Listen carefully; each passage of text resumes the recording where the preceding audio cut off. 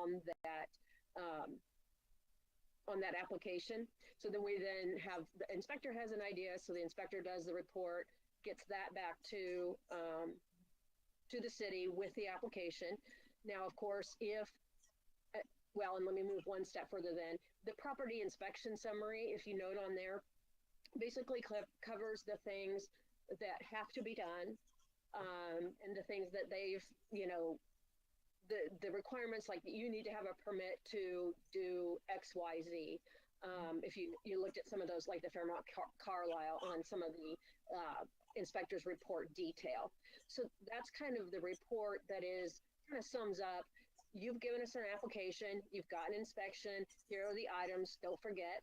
And then if it's a below average cost property, then basically once those are together, then, and when I say prepared by Pat, of course, those things are fluid, you know, city versus us, you know, that type of thing. But basically, we would issue a notice to proceed, which says you've met all of these things and you can now, you know, we're good for you to start construction. And at the same time, they will also sign the MOU. And I know that memorandum of understanding I sent out just today, so you may not have gotten a chance to look at it, but it is the document that says, I, the property owner living at such and such address, you know, this is where they sign, basically. They sign and I sign, saying, you are now in this agreement, you've had the guidelines, you know what you're doing, here's your time frame. You know, you would come to us if you needed an extension. So that's kind of the point where now, I mean, of course, if they elect not to finish the work, then there's no, you know, it's not a contract, it's a memorandum of understanding, you know. So if they opt to never come back to us, well, you know, that's their choice, of course.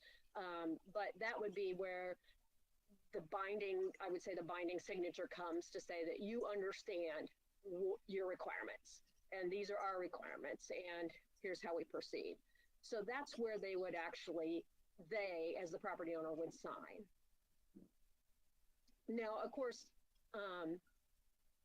so if it was above average cost, then of course we would meet to discuss those documents before that notice to proceed and the MOU are prepared, obviously. For commercial, you know, there's the application, and then there's going to be a whole lot of work, you know, in between with architectural drawings and reviews and, you know, a lot. Obviously, when it's commercial or multifamily, there's going to be a lot more going on per se. But again, once they get to that MOU, that's where they're saying, you know, we're on board and we know we're playing by our, you know, the rules of the plan and the guidelines. So then, of course, receipts, pictures, and drawings, they would provide all those things. For residential, they would provide a final inspection report, inspector's report, excuse me, to make sure that, you know, everything's, boxes have been checked and everything. And then once we would approve all of that, review of all of that, then we would issue the certificate of tax abatement. And that is, I don't have it up. I don't remember if it's myself and the property owner, or maybe it's myself and the city signing that. I apologize. I don't know that off the top of my head. But your signature line. Just for me, just from me. Okay. For the certificate of tax abatement. Yes. Yeah. So, and that's because the corporation is issuing that. That's not, the city's not, you know, issuing that at that point. That is with us, basically. Although I guess it would, it would jump me back to thinking on the MOU, that the MOU is with us.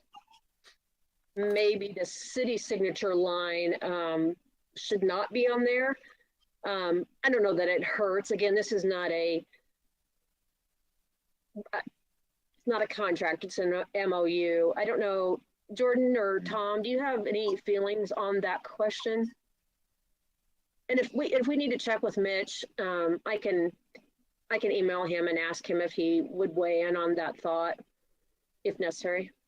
Yeah, I'm not really seeing why we would be on there, but unless Tom, you had a thought on that, I think we can follow up with Mitch in the law department and see.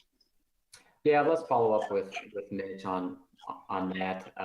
I assume Laura, that you based a lot of these documents on documents that we currently use. Yes. So let us just check with legal just to be absolutely certain on that. Okay. That works completely for me. I like that coverage, since I'm not an attorney at all. So I appreciate them doing that. So Jordan, you and I can coordinate getting that to Mitch, and get that reviewed, or Shannon, depending on who's available and that type of thing. So am I correct that you're going to check on all 3 documents to see? I'm going to check with, probably what I will do is that I will ask them I will provide all of them to them if they would like to. And this also may, we're kind of on the operational side of this, so it wouldn't necessarily go through a legal review for information only on the council agenda, because we're not asking the council doesn't need to approve our forms. But probably what I will do is provide to the legal department the documents that we've drafted, and then draw their attention specifically to the ones where we have a signature to say we want a direct opinion on whether the city and the corporation should be on the signature lines one way or another. But again, that would be like on the notice to proceed, the MOU, the certificate of tax abatement. I think that is only us, because we're the ones issuing that as a board. But that's kind of how I would approach that, if that makes sense to everyone. Okay. So then, of course, once we issue the certificate of tax abatement, then I call it working the magic. Pat works our magic to get the deeds done and all that, real, there's a specific way that is done, so we don't need to draft any of those documents. That's how whatever the county requires of that, she does all those things, and we get that done. So if we jump back to the top, and I don't have a problem adding a signature line on the application, Paul, or all of us. I don't have a problem doing that at all. I mean, it's simple. If you're going to fill out the application, but not wanting to sign it, it probably gives us a good sign that you're not acting in good faith. I don't think so. I don't necessarily have a preference either way. The only reason I asked about it was that any application I've been associated with has always required a signature. So Okay. That's why I asked. So Yeah. No, I have no problem doing that. signatures on other documents, you're right. Doesn't need to appear on the application. But we can go ahead and add it. Like I said, if you've gotten that far and you're willing to write us a check for $25 or, $100 in the case of a corporation, then I presume you're ready to put your name at the bottom of that. So I will add that. That's absolutely fine. So, then basically, I kind of just want to open it up to everybody. Oh, I'm sorry. I do want to address one other question that Paul had on Jordan, can you bring up the residential application, please? Should be the first document in the email I sent you. I sent Jordan a document, all the documents in one email so he could have them all together to share them with us. Basically, when we get there, I'm sorry, Paul had a question on where it says tier 1, tier 2, tier 3. And the amounts that would go in those blanks would be, if so, is it on the application now? My apologies. I'm sorry, it's on the property inspection report, the second one. My apologies. But basically what would be in there is we've looked up the value of just your home and say it's, $60,000. Then you would put in there, that's the application again, but you would put in there we go, right there. So tier 1, so say your properties were $60,000, so tier 1 would be $6,000. The next line would be 25% of it, and then of course the last line would be 60,000 for 100% abatement, so that they knew what levels they have to get over, and we do, because we're documenting it at that time. At this point in time, this is the amount that tier 1, tier 2, and tier 3 are for you, so that we don't, we need to, like we talked about before, it's not going to be the value of your property at the end, because potentially you have done your project during a reassessment year. So it would be at the time you turned your application in and your inspection report. Now we're going to say, okay, that's the value. This is the tier 1, 2, and 3. And for, I can envision the question being on the application, should that be listed there? Now, remembering that when they're handed the application, they have come and talked to whoever's doing the kind of like the upfront meeting with them.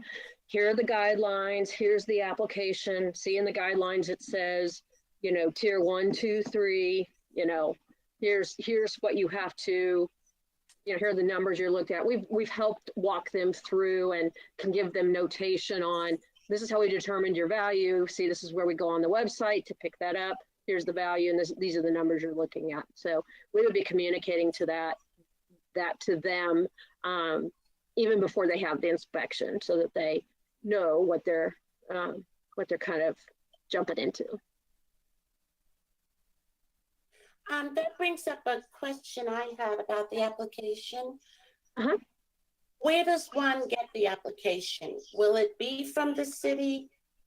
As board members, would we be authorized to hand them out to a neighbor or someone who might ask once this gets out in the public domain?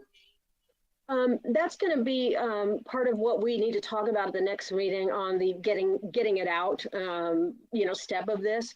What I'm envisioning would be just a like one-sided piece of paper that has, you know, the very basic description for a residential 353 project, you know, not paragraphs of stuff, but kind of the basics. And then we would have at the bottom, contact Laura Dominic at whatever, or contact Pat. I mean, we need to work that, you know, through.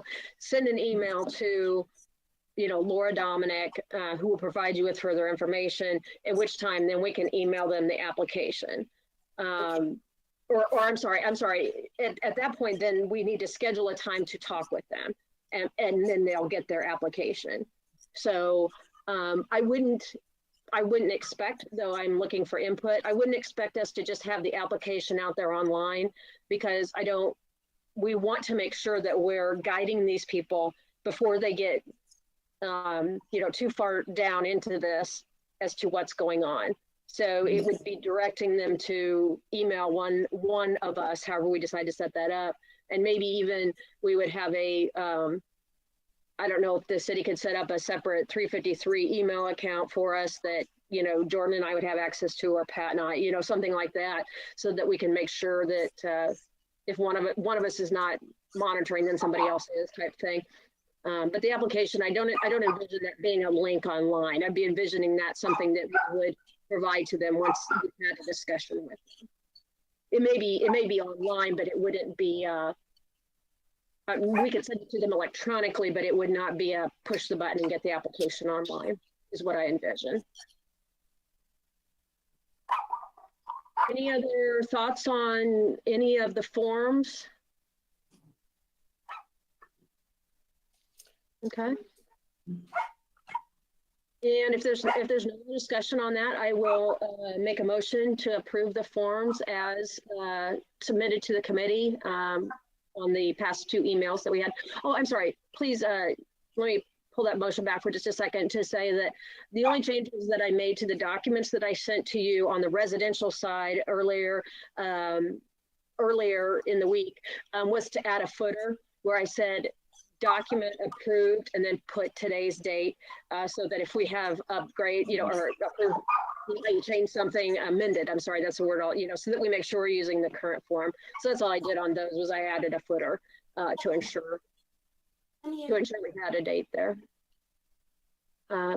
So if there's nothing else, again, I will start again. I will make a motion to approve the forms for the 353 residential and multifamily / commercial property forms that I presented in the previous emails to the committee, excuse me, for approval. I'm going to stop there. Can I get a second on that nonsense? Thank you, Paul. All in favor, say aye. Aye. Very good. Okay. One last question about this. Sure. With the below average, am I correct that as the board, we don't get involved until the end? Correct. Mhm. Correct. So, and to make sure that we understand too, as far as we don't get involved in approving it until the end. However, like we talked about, when I believe Lori's her name, or an inspector is going out to inspect the property, that we would potentially make trips with them to kind of learn and see how the process goes. That Pat would be keeping us up to date on these. I imagine a spreadsheet that she's used for others where we would have a list of the properties that are going through. We'd have that on Dropbox so that we could all see that. So it's not as though we would be totally invisible to the process until the end, but we don't have to meet and formally review anything for them to get started per se. Was that everyone's understanding as well, just for clarification? Yes, I agree. Okay. Okay, on to the next meeting date.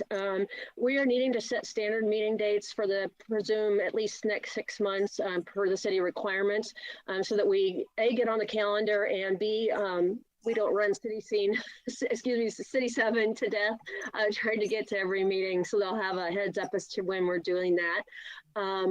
I was looking and discussing with Jordan potentially meeting on the third Wednesdays of the month. So the third Wednesday would be December 16th, and then of course going forward from there.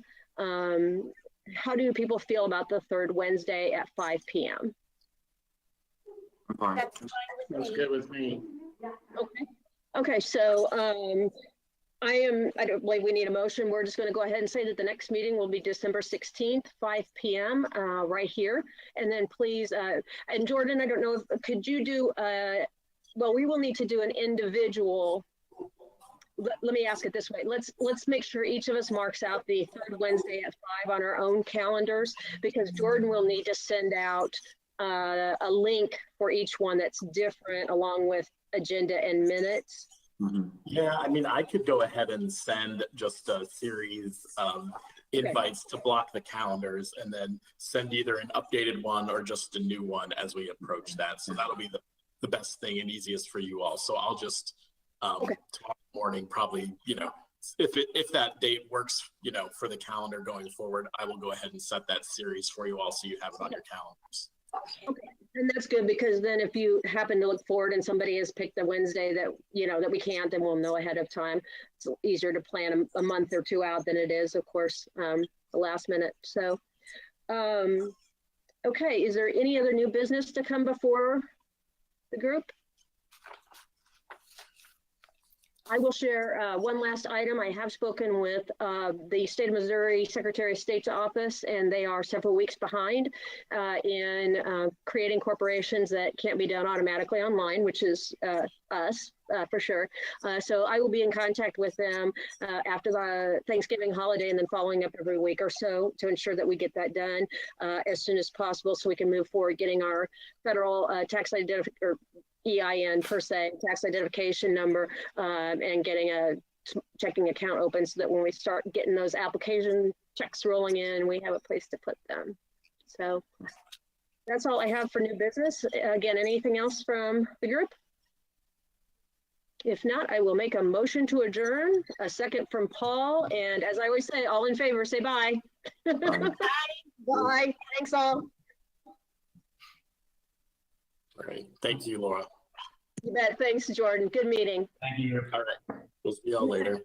And I'll get that sent out tomorrow